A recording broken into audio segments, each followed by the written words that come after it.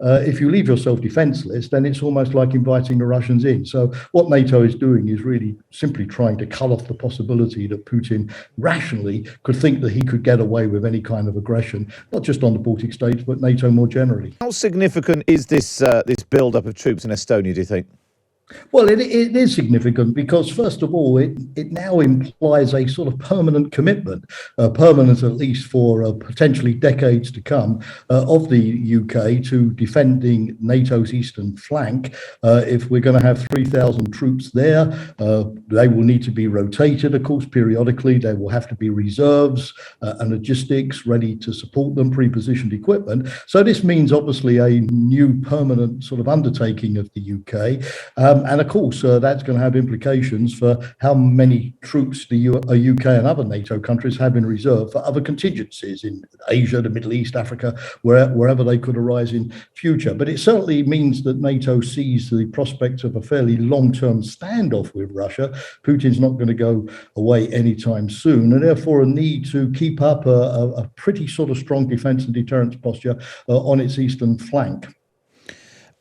Is this just reassurance for Estonia, or do you think there is a serious prospect of Russia threatening Estonia, and given all that would bring as a member of NATO, and the attack on one is an attack on all, is a Russian assault on Estonia a realistic prospect?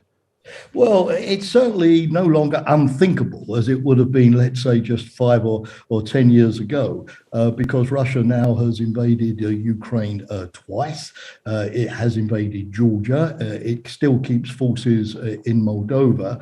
And Putin clearly is the sort of leader who is prepared to use military force to dictate political outcomes. Now, when he gives speeches, as he did a couple of days ago, and compares himself to Peter the Great and suggests that, like Peter, he wants to recover Russia's former Tsarist empire in the Baltics. That obviously includes the Baltic states. And of course, Russia does have long-standing bilateral difficulties with the Baltic states. So look at just the other day, the mini crisis with Lithuania, which implemented EU sanctions to stop the Russians sending steel products to their enclave in Kaliningrad. So you can't say that Putin is going to do it tomorrow. I don't think that's likely, but it's now in the realm of the thinkable. And certainly if NATO leaves its posture very weak in the Baltic states, and up until now NATO has simply had 3 very small multinational battalions on their territories, if you leave yourself defenceless, then it's almost like inviting the Russians in. So what NATO is doing is really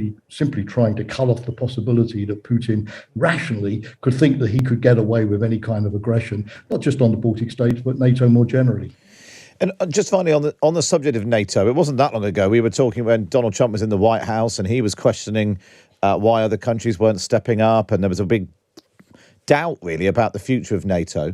Do you think Putin will be surprised by the way that actually, far from NATO crumbling in the face of what he's done in Ukraine, it's had the opposite effect? It's galvanized it. You've got countries joining it who previously had decided against doing that, and actually it feels like an organization which is sort of back. Well, yes, I certainly think that once NATO left Kabul last August in some disarray, Putin probably, like many dictators before him, sort of guessed that the West was weak, the West was divided. We would simply swallow the incorporation of Ukraine back into the Tsarist empire. There would be sort of fairly minimal sanctions of protest, like there were after Russia annexed Crimea in 2014, but nothing much more than that would happen. So yes, I do think he's probably been surprised by the strength of NATO's unity and the reaction, all the willingness now of NATO countries to increase their defence budgets, because of course that comes at a cost in terms of other type of programs, and to significantly, look what President Biden announced yesterday on behalf of the United States, to significantly reinforce on the eastern flank. He probably also never thought that Sweden and Finland, who had been attached to non-alignment for so many years, would suddenly overnight reverse their positions and join NATO. And certainly if you look at his declared war aims in invading Ukraine, which was to stop further rounds of NATO enlargement, beginning with Ukraine, he's obviously got the opposite of that in terms of NATO now becoming bigger, stronger, and closer to Russia's borders. So in terms of the strategic balance, NATO has gone back to doing what it knows best, which is collective defense. And I think Putin probably miscalculated that because, allies had been a little bit divided over the last few decades on issues like Iraq and Afghanistan, the so-called out-of-area operations, that they would perforce be divided on their core business of collective defense. But no, that's what NATO understands and NATO does, and everybody is firmly behind that.